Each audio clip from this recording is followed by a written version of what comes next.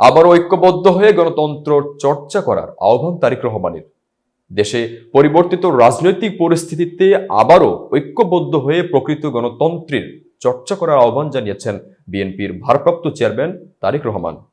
শহীদ বুদ্ধিজীবী দিবস উপলক্ষে এক বাণীতে তারেক রহমান বলেছেন, হারিয়ে যাওয়া আইনের শাসন, স্বাধীন বিচার বিভাগ এবং বহুমত ও পথের রাজনৈতিক ব্যবস্থা গড়ে তুলতে হবে। এক্ষেত্রে শহীদ বুদ্ধিজীবীরা আমাদের প্রেরণার উৎস হিসেবে থাকবেন। তারেক রহমানের এই বাণীতে বিএনপির সিনিয়র যুগ্ম মহাসচিব রুহুল কবির রিজভীর স্বাক্ষরে গণমাধ্যমে পাঠানো হয়েছে।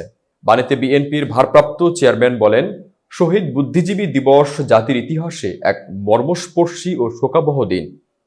অমর বুদ্ধিজীবীগণ দেশের ক্ষণজন্মা শ্রেষ্ঠ সন্তান, যারা একটি সমৃদ্ধ এবং মাথা উঁচু করা জাতি দেখতে চেয়েছিলেন। তারা ন্যায় বিচার ভিত্তিক শোষণমুক্ত একটি গণতান্ত্রিক রাষ্ট্রের প্রত্যাশা করেছিলেন। কিন্তু হানাদার বাহিনীর দোসররা চূড়ান্ত বিজয়ের প্রাক্কালে স্বাধীন বাংলাদেশকে মেধাশূন্য করতে পরিকল্পিত এই হত্যাযজ্ঞ সংগঠিত করে।